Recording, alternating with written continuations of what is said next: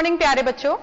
गुरुत्वाकर्षण और गुरुत्वाकर्षण लेसन नंबर 10 हम पढ़ेंगे प्रणोद तथा दाब।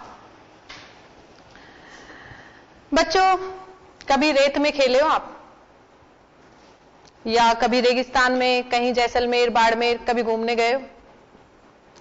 रेत में जब हम खेलते हैं घूमते हैं, अगर हम रेत में खड़े हो जाएं तो खड़े होते हैं तो हमारा जो वजन होता है, जो हमारा भार होता है, वो रेत पर लगता है और हम रेत में धंसते हैं जब खड़े होते हैं। तो अगर उसी रेत पर हम लेट जाएं तो कितनी रेत धंसेगी? जब हम खड़े हो रहे थे उस वक्त ज्यादा रेत नीचे धंस रही थी या लेटने पे ज्यादा रेत धंस रही थी? देखिए, हम इसे बताते हैं एक बार। सपोज करो कि ये आप हो और ये रेत है और रेत में ये हमारे पैर। कैसा लग रहा है कार्टून? अच्छा लग रहा होगा शायद। तो ये आप है और रेत में खड़े हुए हैं और आपके पैर रेत में है। अब आपका जो वजन है, भार है, भार को हमने किससे लिखा था बच्चों? mg। m द्रव्यमान और g गुरुत्वीय त्वरण। तो mg भार के बराबर रेत पर क्या लगता है? बल लगता है नीचे की तरफ, ऊर्ध्वाधर नीचे की तरफ। तो जितना हमारा भार है उसके हिसाब से हम रेत को नीचे की ओर प्रेशर डालते हैं, दबाते हैं। अब हम क्या करें? लेट गए उस पर, ठीक है, लेट गए तो रेत ये है। तो अब आप क्या देखते हो कि यहां तो पूरा का पूरा बॉडी का पूरा भार पैरों से लग रहा था रेत पर। जब आप लेट जाते हो तो आपका वेट तो उतना ही रहता है लेकिन क्षेत्रफल बढ़ जाता है। अब आपका जो एकांक क्षेत्रफल है, जो एक क्षेत्रफल है, उस पर आपका भार भी बढ़ गया कि यहां पर आपने सिर से लगाया, यहां गर्दन से, फिर यहां कमर से, पेट से और पैरों से। इस तरीके से क्या हुआ? आपका भार यानी कि जो बल है वह बढ़ गया। तो हम क्या देखते हैं बच्चों कि हमारा भार ऊर्ध्वाधर नीचे की ओर लगता है। वस्तु, ये वस्तु है, चाहे खड़ी है लेटी है, और इस पर जो लंबवत बल लगेगा, लंबवत ऊर्ध्वाधर नीचे की ओर, वह बल होता है भार। अगर कोई वस्तु है, ये वस्तु है और इस पर हम बल ऊपर से, साइड से, दाएं से, बाएं से, नीचे से, बल कहीं से भी लगा सकते हैं, लगा सकते हैं ना? अगर बल वस्तु के लंबवत लगे और नीचे की ओर लगे तो वह भार होता है, और लंबवत लगने वाले बल को प्रणोद कहते हैं। लंबवत लगने वाले बल को क्या कहेंगे हम? प्रणोद। तो इतने सारे डायग्राम बनाए हैं आपके लिए, तो देखिए आपने कार्टून भी बनते हैं कैसे कैसे आपके। अब हम प्रणोद बताएंगे, प्रणोद क्या है।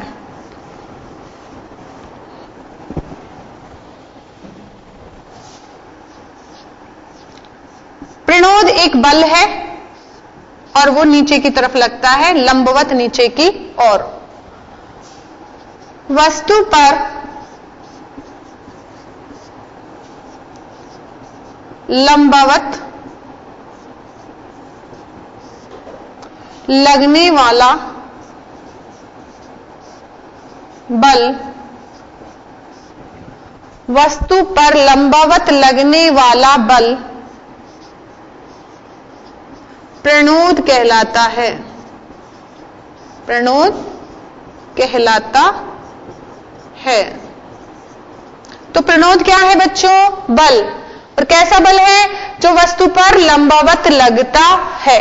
तो वस्तु पर लंबवत लगने वाला बल प्रणोद है। जब हम बल कह रहे हैं तो इसका मात्रक भी बल वाला ही मात्रक है, यानी कि प्रणोद का मात्रक क्या होगा बच्चों?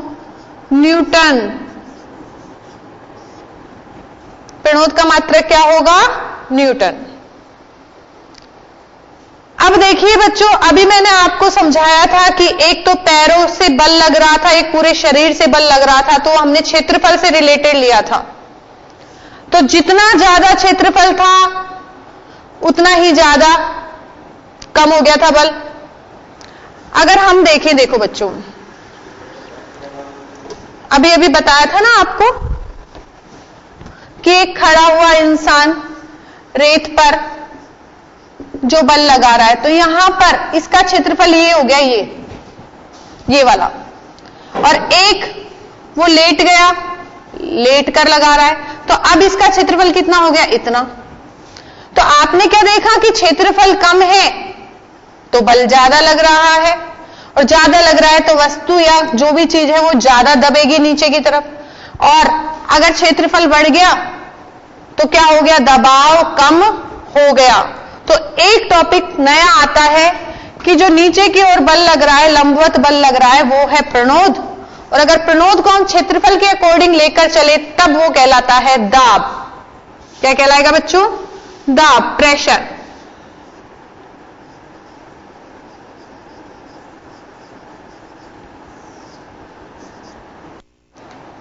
दाब एकांक क्षेत्रफल पर, एकांक यानी कि इकाई क्षेत्रफल ले लो, एकांक क्षेत्रफल पर लगने वाला बल, लगने वाला बल को हम प्रणोद भी कह सकते हैं। तो लगने वाला प्रणोद, लगने वाला प्रणोद दाब कहलाता है। दाब कहलाता है। क्या कहलाएगा बच्चों? दाब। अब देखिए बच्चों, दाब क्या है? प्रणोद। कौन सा प्रणोद? एकांक क्षेत्रफल पर। जब भी एकांक आ जाए तो उसे हम नीचे लिख देते हैं, एकांक, इकाई या दर आने पर हम भाग लगा देते हैं उसका। तो दाब बराबर प्रणोद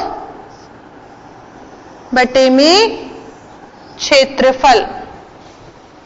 दाब बराबर प्रणोद बटे में क्षेत्रफल। अब देखिए बच्चों, इसका मात्रक बताएंगे, पहले आप ये नोट कर लीजिए।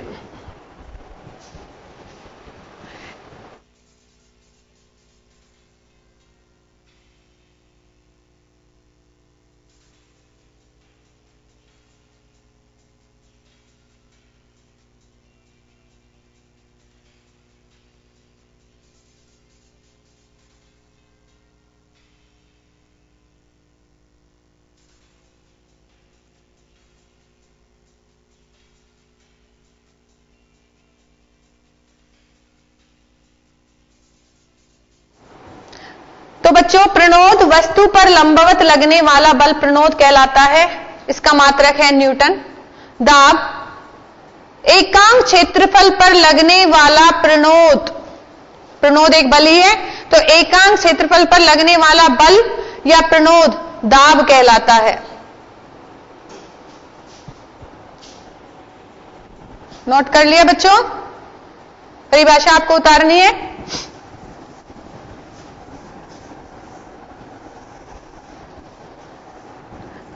दाब, दाब बराबर है प्रणोद बट्टे क्षेत्रफल।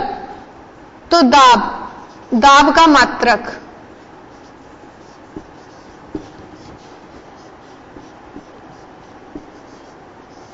प्रणोद बल है, प्रणोद का मात्रक होता है,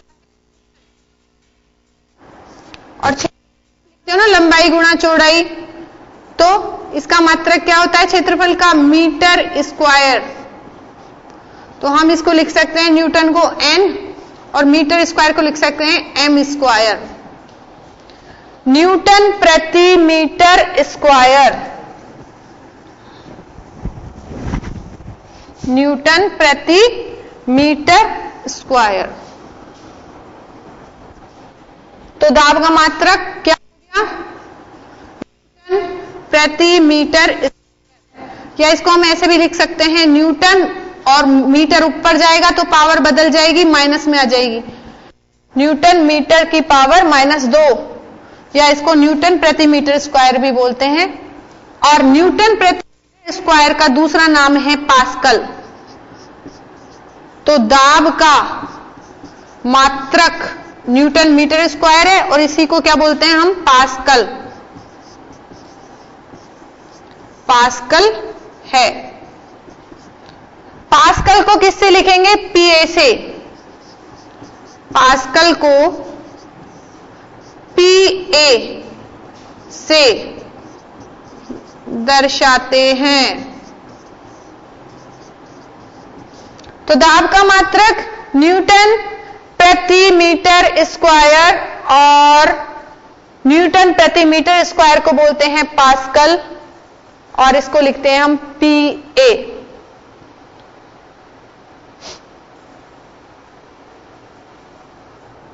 नोट कर लीजिए।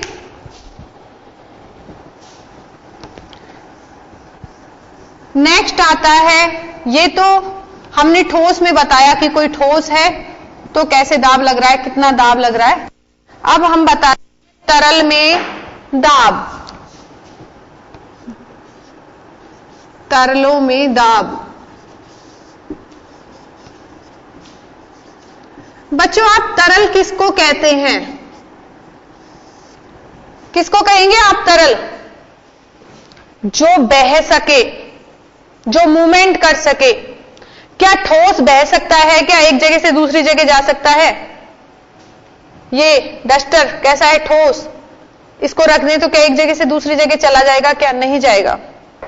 अगर हम पानी ले लें और पानी को फैला दें, गिलास में भरा हुआ है, इसे फैला दें तो पानी बह के चला जाएगा। अगरबत्ती आप जलाते हो, अगरबत्ती धुआं है, गैस है, जब इसकी धुआं या गैस निकलता है तो वो एक जगह से दूसरी जगह पर बह जाता है, यानी कि गति कर जाता है।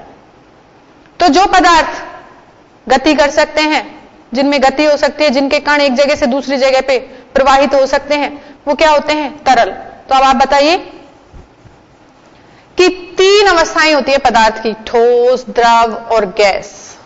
इनमें से तरल कौन कौन से होंगे बच्चों? बताइए कौन कौन से बह सकते हैं? ठोस बह सकता है? नहीं बह सकता। तरल यानी कि द्रव और गैस। गैस भी एक जगह से दूसरी जगह तक मूवमेंट कर सकती है, और पानी या द्रव भी एक जगह से दूसरी जगह तक मूवमेंट कर सकता है। तो तरल में आता है द्रव और गैस। तो सभी द्रव और गैस क्या है? तरल। सभी द्रव व गैस तरल है, क्योंकि इनमें मूवमेंट हो सकता है, इनके कण बह सकते हैं। और अब हम क्या देख रहे हैं? तरलों में दाब। देखिए बच्चों, ये एक पानी से भरा बर्तन है। हमें वैसे इसको प्रैक्टिकल करके दिखाना चाहिए था, लेकिन अभी अवेलेबल नहीं है हमारे पास सामान, तो हम आपको डायग्राम से ही बता रहे हैं। अगर हम इसमें एक उंगली डालें तो पानी थोड़ा सा ऊपर होगा, 2 उंगली डालें तो थोड़ा सा और ऊपर हो जाएगा, पूरा हाथ डाल दे तो और ऊपर हो जाएगा, और हम दोनों हाथ डाल दें तो पानी का लेवल बढ़ जाता है और पानी बाहर आने लग जाता है। आने लग जाता है ना बच्चों? ठीक है बच्चों, अब आप देखो,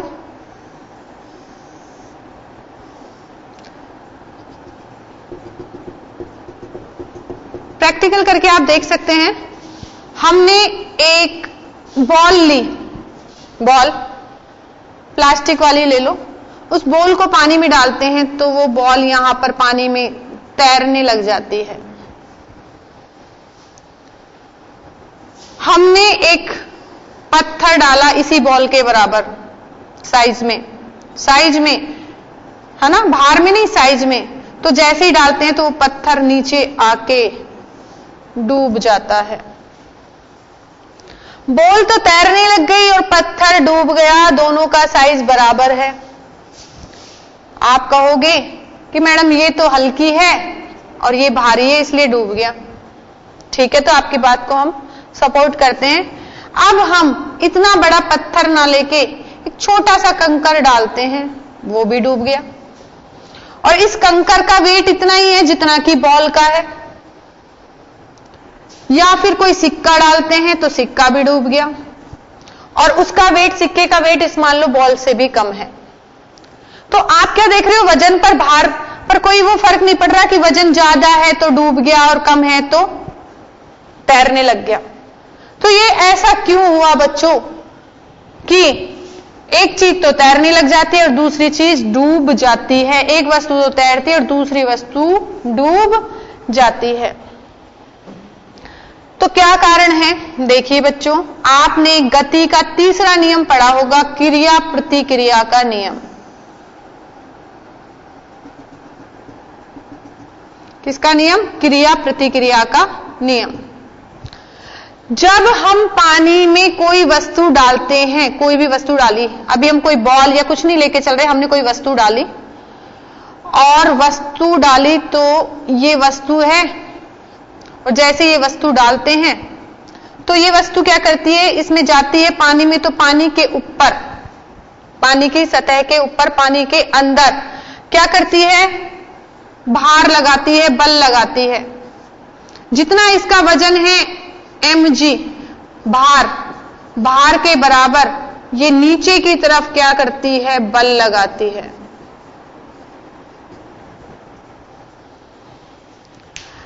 बच्चों अभी समय हो चला है ब्रेक का, ब्रेक के बाद फिर हाजिर होते हैं।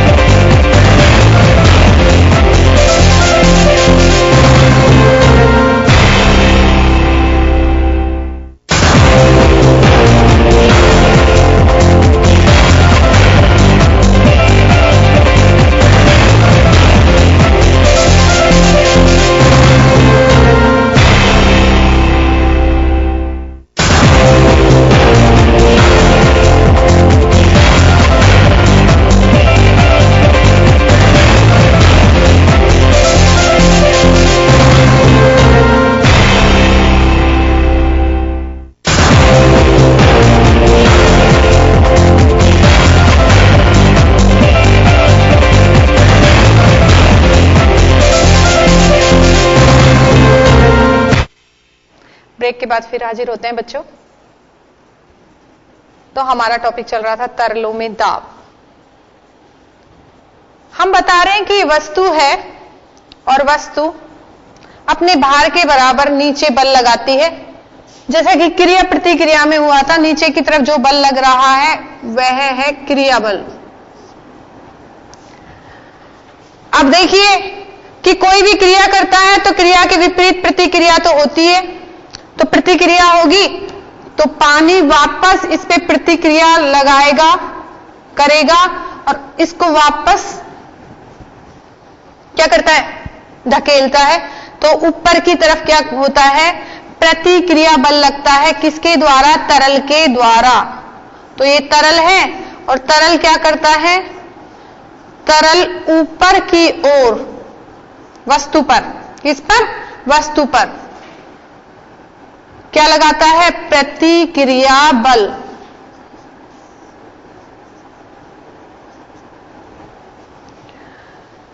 वस्तु तो नीचे की तरफ बल लगाती है अपने भार के बराबर और तरल ऊपर की ओर लगाता है प्रतिक्रिया बल। अगर ये लगाया गया बल वस्तु के भार से ज्यादा है, ये वाला बल प्रतिक्रिया बल, इस प्रतिक्रिया बल को कहते हैं बच्चों उत्प्लावन बल। उत्प्लावन बल। अगर ये उत्प्लावन बल वस्तु के भार के बराबर है या उससे ज्यादा लगाता है तब तो वस्तु तैरती है, और अगर उत्प्लावन बल का मान कम हो, मतलब तरल वापस उतना बल नहीं लगा सके उसके भार के बराबर, तो वस्तु डूब जाती है। तो एक बार थोड़ा सा आप डायग्राम बना लीजिए जिससे आपको इजी रहेगा।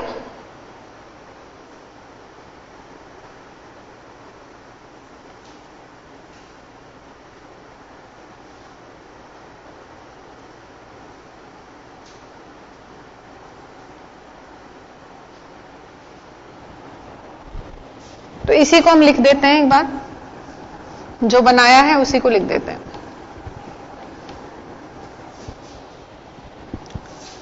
जब किसी वस्तु को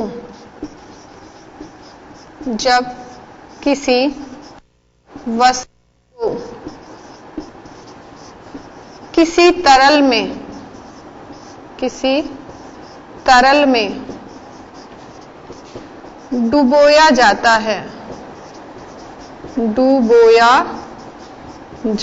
है तो वस्तु में भार,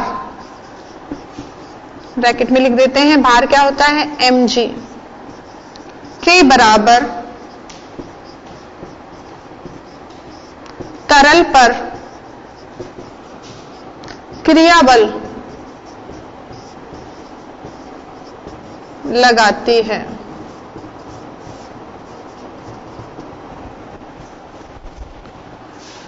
तो तरल इसके विपरीत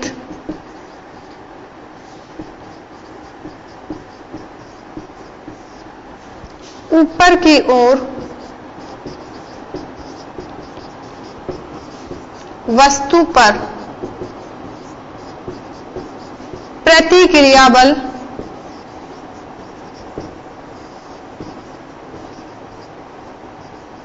लगाता है।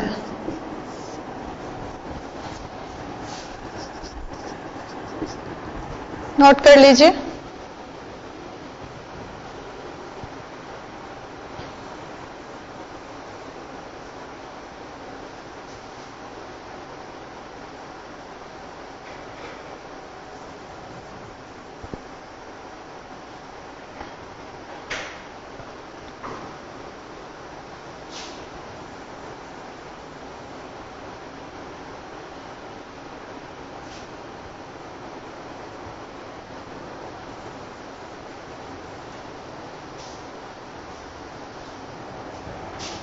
तो अब हम इसे इन्वर्टेड कोमा में लिख देते हैं।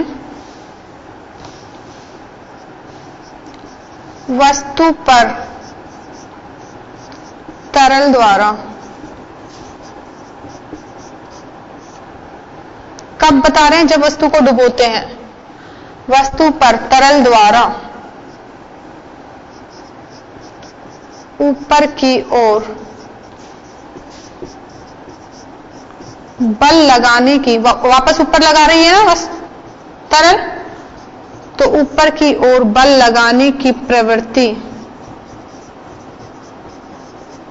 ये प्रवृत्ति है ना कि वापस बल लगाता है तरल, किस पर? वस्तु पर। बल लगाने की प्रवृत्ति उत्प्लावकता,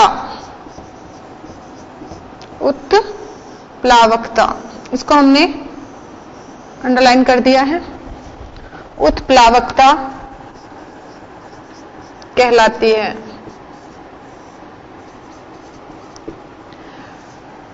तरल वापस वस्तु पर ऊपर की ओर बल लगाता है और बल लगाने की यह प्रवृत्ति क्या कहलाती है? उत्प्लावकता। तथा लगाया गया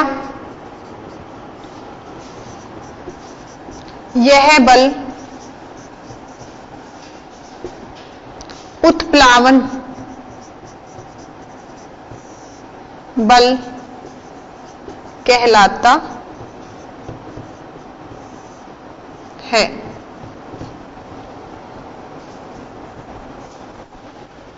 वस्तु पर तरल द्वारा, जब हम वस्तु को तरल में डुबोएंगे तो वस्तु पर तरल द्वारा ऊपर की ओर बल लगाने की प्रवृत्ति उत्प्लावकता और लगाया गया बल उत्प्लावन बल कहलाता है।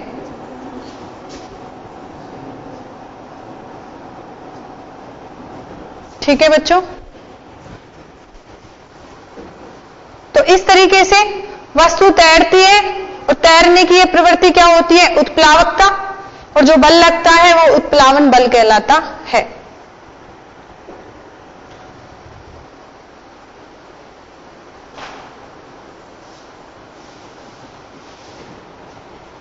अब आपके दिमाग में क्वेश्चन आ रहा होगा कि मैडम कौन सी वस्तु तो तैरेगी और कौन सी वस्तु डूब जाएगी। तो इसका भी हम बताते हैं आपको कि कौन सी तो तैरेगी और कौन डूब जाएगी।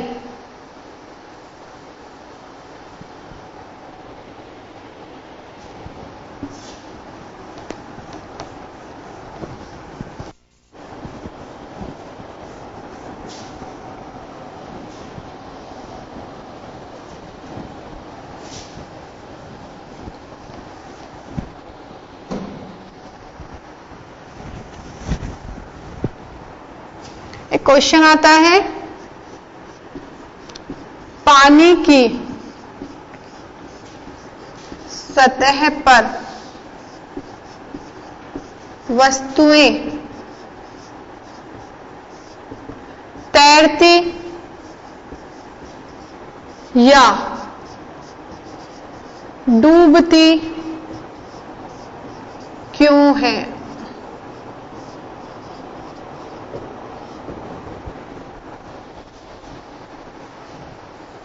कोई भी वस्तु चाहे भारी हो चाहे हल्की हो, एक बार पानी उसको वापस धक्का लगाता है।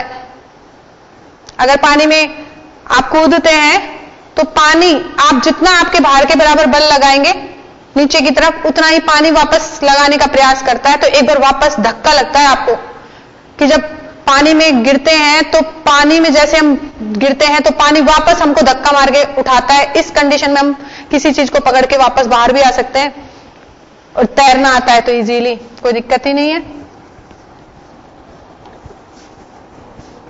तो कोई भी वस्तु पानी में तैरती है, डूबती कैसे है ये बताएंगे हम, कि कौन सी वस्तु तो डूब जाएगी और कौन सी तैर जाएगी। इसके लिए हम कुछ पॉइंट्स बता रहे हैं आपको। द्रव्यमान, जो हम पहले बता चुके हैं, द्रव्यमान। द्रव्यमान क्या था? पदार्थ की मात्रा।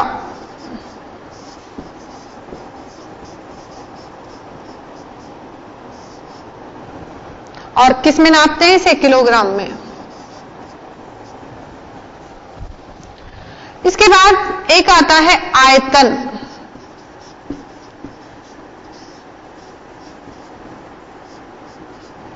आयतन परिभाषा बताएं तो वस्तु द्वारा घेरा गया स्थान आयतन कहलाता है।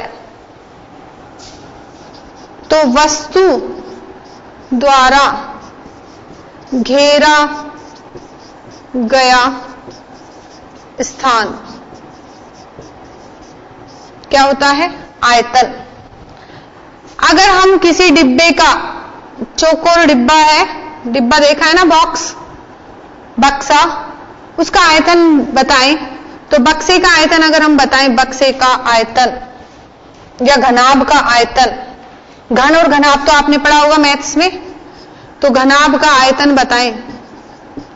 या कोई बक्सा है, अधिकतर हमारे पास चौकोर बक्से जैसी ही चीजें रहती है, तो घनाभ का आयतन क्या होता है बच्चों? लंबाई गुणा चौड़ाई गुणा ऊंचाई।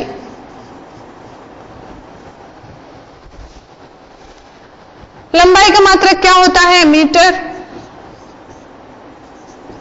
चौड़ाई का मात्रक मीटर। ऊंचाई का मात्रक मीटर। तीनों को 3 बार मीटर हो गया तो क्या लिख दिया हमने? Metre cube. या इसको मीटर क्यूब को बोल देते हैं घन मीटर। 3 बार आता है तो घन बोलते हैं ना, तो मीटर क्यूब यानी कि घन मीटर। मैथ्स पढ़ रहे हो? घन आपका आयतन लंबाई गुणा चौड़ाई गुणा ऊंचाई, मीटर गुणा मीटर गुणा मीटर, मीटर क्यूब घन मीटर। आयतन वस्तु द्वारा घेरा गया स्थान, द्रव्यमान पदार्थ की मात्रा। और इन दोनों का रिलेशन निकालें एक साथ तो हमारा आता है घनत्व, डेंसिटी। और ये इन दोनों का होता है किस किस का? द्रव्यमान और आयतन का। द्रव्यमान और आयतन का अनुपात क्या कहलाता है बच्चों? घनत्व, डेंसिटी। घनत्व को हम डी से लिख सकते हैं, स्मॉल डी से लिख देते हैं। डी बराबर आ गया हमारा द्रव्यमान है एम और आयतन है हमारा वी, तो डी डेंसिटी बराबर एम अपॉन वी। द्रव्यमान का मात्रक है किलोग्राम और आयतन का मात्रक है मीटर क्यूब, या बोल सकते हैं किलोग्राम प्रति घन मीटर। किसका मात्रक आ गया? ये डेंसिटी। अब आप सोच रहे मैडम ये क्या बीच में अभी तो चल रहा था डूबना और तैरना और एकदम से घनत्व कहां से आ गया? तो ये इससे रिलेटेड है, इसीलिए घनत्व आया है बच्चों। किससे? कि पानी की सतह पर वस्तुएं तैरती या डूबती क्यों हैं। घनत्व हमने निकाल लिया। अब घनत्व का और तैरने और डूबने का क्या रिलेशन है?